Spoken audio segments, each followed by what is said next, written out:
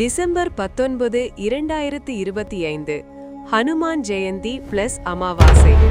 இந்த 2 நாளும் சேர்ந்து வருவது ஆன்மீக சக்தி மிகுந்த நாள்.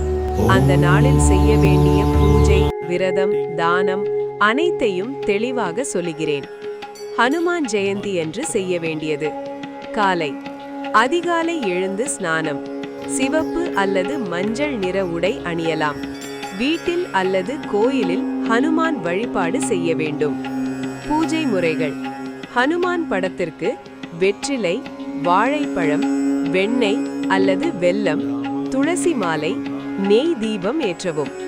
மந்திரம் மிக முக்கியம்: ஓம் நமோ பகவதே ஹனுமதே நமஹ 11, 21, 108 முறை ஜபிக்கலாம் அல்லது ஹனுமான் சாலிசா முழுவதும் வாசிக்கலாம்.